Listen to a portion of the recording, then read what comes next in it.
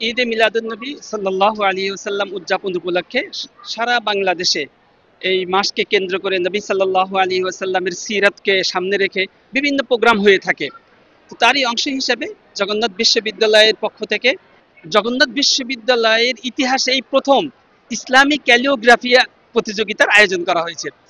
এটা যেহেতু প্রথমবার এই জন্য হয়তো ব্যাপক এরকম আমরা সাড়া পাইনি, কিন্তু যারা সাড়া দিয়েছেন তারা অত্যন্ত আগ্রহ এবং অত্যন্ত ভালোবাসা নিয়ে এখানে অংশগ্রহণ করছেন। নবী সাল্লাল্লাহু আলাইহি ওয়াসাল্লামের এই জন্ম মাসকে কেন্দ্র করে তাদের অন্তরের যে ভালোবাসা, এই ভালোবাসাকে সামনে রেখেই তার আসলে ইসলামী যে ক্যালিওগ্রাফির একটা আলাদা একটা মর্যাদা আছে, সারা পৃথিবীতে এর একটা আলাদা সম্মান আছে এবং এর একটা আলাদা মূল্য আছে। এটা আমরা এ পর্যন্ত তুলে ধরতে পারিনি।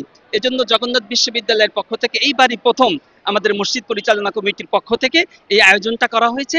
এবং আপনি দেখতে পাচ্ছেন বাচ্চারা খুব আন্তরিকতার সাথে অত্যন্ত আগ্রহ নিয়ে তারা এরকম শুরু করছেন। এবং যারা শুরু করতে পারেননি তারা বলতেছেন আমরা আগে তো হয়তো সংবাদটা জানতে পারিনি, সংবাদ জানলে আমরাও অংশগ্রহণ করতে পারতাম। আর এই ক্যালিগ্রাফির মূল বিষয়বস্তু ছিল কুরআন শরীফের কয়েকটা আয়াত, সূরা ইখলাস, সূরা কাউসার এবং দুরূদ শরীফ। কত সুন্দরভাবে কত আর্ট করে লেখা যায়। আমরা দেখি যে বিভিন্ন আরব কান্ট্রিগুলোতে এই ক্যালিওগ্রাফির ব্যাপক প্রচলন আছে। তা আমাদের দেশে আমরা যদি এটাকে নবী করিম সাল্লাল্লাহু আলাইহি সাল্লামের এই জন্ম মাসকে কেন্দ্র করে এটাকে প্রচার প্রসার করতে পারি, আশা করি আমাদের দেশেও এর প্রতি মানুষের আগ্রহ ভালোবাসা এটা তৈরি হবে। এই বিষয়টা একটা অত্যন্ত চমৎকার একটা বিষয়, ইসলামের একটা আলাদা মর্যাদা এবং সৌন্দর্য আছে।